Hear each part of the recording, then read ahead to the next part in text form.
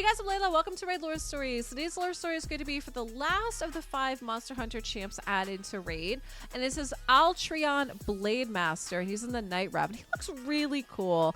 So those of you guys watch this on YouTube, I am recording this live on Twitch. And I was telling my chat, like, I don't know, he reminds me of something. I can't think of what it is, but he looks so familiar. I can't think what it is. Drop me a comment down below.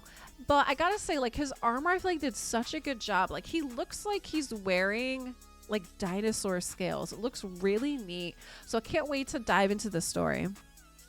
The promise of immortality does not mean much to a drake or a boulder worm. To bring them to the service of the cult of Cleth requires a different form of persuasion, administered by the end of a blade or the crack of a whip. Such is the duty of the cult's beast drivers who range across Teleria looking to track, capture, and if anything goes wrong, hunt its creatures.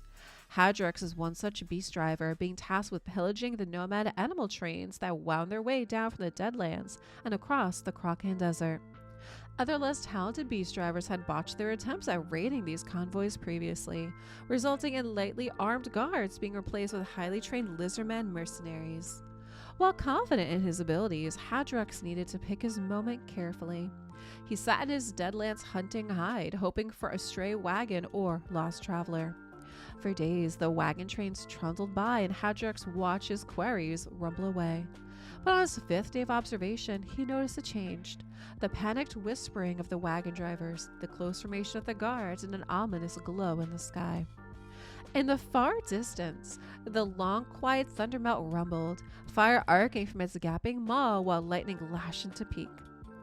With both wagon drivers and guards jumping eager to leave the vicinity of the volcano, their disarray presented opportunity to strike. Hadrox gathered his equipment and turned to leave. He's interrupted by a small figure, peeling open, his hides flap. It was a bipedal cat, garbed in hunting attire and clutching some paper in its hands. Its talk of the need to deal with an otherworldly creature that appeared on a nearby volcano and had the potential to unleash a full-scale eruption. The cat poked at the slip of paper in its hand, pleading for Hadrox's aid. The beast driver, after recovering from his bewilderment, crouched down to calm the feline. He took the paper and inspected the cat's erratic handwriting and hastily drawn doodles. It showed how close an eruption was to happening and the potential movements of this mysterious monster. Scrawled at the bottom was its name, Alatreon. Hadrox had his new quarry, something far greater than the livestock herded by the nomads. Hadrox grabbed his most trusted and powerful piece of equipment, a hunting scythe, come to the most formidable in all of Teleria, thrust a note into his pocket and prepared to leave the hide. The cat, calling himself a palico, asked if it could assist.